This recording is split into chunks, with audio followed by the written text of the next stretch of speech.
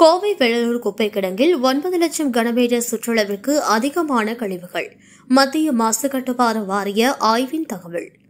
கோவை வெள்ளலூர் குப்பை கிடங்கில் 9 லட்சம் கனமீட்டருக்கு அதிகமான கழிவுகள் குவிந்து கிடப்பதாக மத்திய மாசு கட்டுப்பாட்டு வாரியம் தெரிவித்துள்ளது. கோவை வெள்ளலூர் குப்பை கிடங்கில் 100 வார்டுகளில் சேரும் குப்பைகள் கொட்டப்படுகிறது. மக்கும் குப்பை, மக்காத குப்பை என்று தரம் பிரித்து குப்பைகள் வாங்கப்பட்டு முறையாக கையாளப்படுவதாக மாநகராட்சி தெரிவித்தாலும் இந்த குப்பை கிடங்கினால் சுகாதார பாதிப்பு ஏற்படுவதாக அந்த பகுதி மக்கள் குற்றம் சாட்டுகின்றனர். இது தொடர்பாக தேசிய பசுமை தீர்ப்பாயமும் விசாரணை நடத்தி வருகிறது. இந்நிலையில் தமிழ்நாடு மாசு கட்டுப்பாடு வாரியத்துடன் இணைந்து மத்திய மாசு கட்டுப்பாடு வாரியம் வெள்ளலூர் குப்பை கிடங்குகளில் ஆய்வு செய்தது. இதில் பல்வேறு குறைபாடுகள் சுட்டி காண்பிக்கப்பட்டு உள்ளன.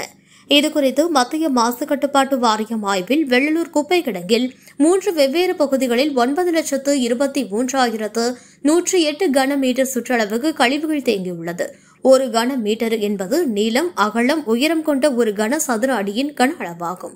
வெள்ளலூர் குப்பை கிடங்கில் தினமும் கையாளப்படும் 1100 டன் கழிவுகள் சுமார் 990 டன் மட்டுமே பதப்படுத்தப்பட்டு வருகிறது. மற்ற கழிவுகள் முறையாக கையாளப்படுவதில்லை.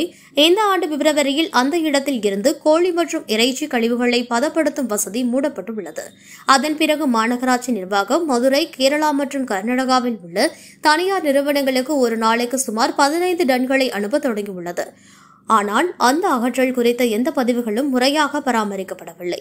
போதுமான சுத்திகரிப்பு திறன் இல்லாததால் ஒவ்வொரு நாளும் கிட்டத்தட்ட 110 டன் கலப்பு கழிவுகள் மற்றும் உரம் தயாரிக்கும் மையம் அருகில் திறந்த வெளியில் கொட்டப்படுகிறது. மழைக்காலங்களில் நீர் கழிவை அகற்ற போதுமான வடிகால் வசதி இல்லை. கழிவுநீர் சுத்திகரிப்பு நிலையம் இருந்தாலும் தொடர்ந்து இயக்கப்படுவதாக தெரியவில்லை.